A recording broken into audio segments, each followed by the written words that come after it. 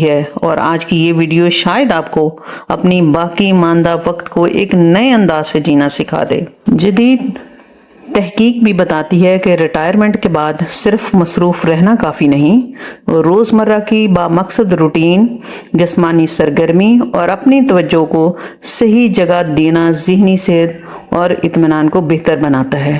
جی تو ہمارا پہلا پوائنٹ ہے، گھڑی کے مطابق نہیں، اپنی توانائی کے مطابق زندگی گزاریں۔ ہم میں سے اکثر نے پوری زندگی گھڑی کے مطابق گزاری ہے۔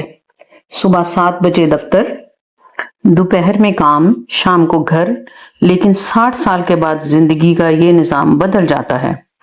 اب آپ کے پاس باس نہیں، حاضری نہیں اور نہ ہی وقت کی وہ سخت پابندی ہے، مگر ایک غلطی ہم پھر بھی کرتے ہیں، ہم اب بھی اپنے دن کو گھڑی کے مطابق چلاتے ہیں، جبکہ اس عمر میں اصل چیز وقت نہیں توانائی ہوتی ہے۔ ذرا غور کریں، کیا آپ نے محسوس کیا ہے کہ صبح فجر کے بعد آپ کا ذہن زیادہ ہلکا، دل زیادہ پرسکون اور جسم نسبتاً زیادہ توانا ہوتا ہے؟ لیکن ہم انہی قیمتی گھنٹوں کو موبائل پر خبریں دیکھنے، واٹس ایپ فارورڈ پڑھنے یا سوشل میڈیا پر گزار دیتے ہیں۔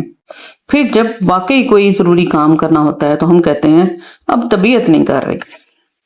دانشمندی یہ ہے کہ صبح کے بہترین گھنٹے ان کاموں کے لیے رکھیں جو آپ کی زندگی میں واقعی معنی پیدا کریں۔ قرآن پاک کی تلاوت، ہلکی واک، ورزش، نئی چیز سیکھنا، اپنے یادداشت بہتر بنانے کی مشق یا کسی ایسے شخص سے بات کرنا جو آپ کو خوشی دے۔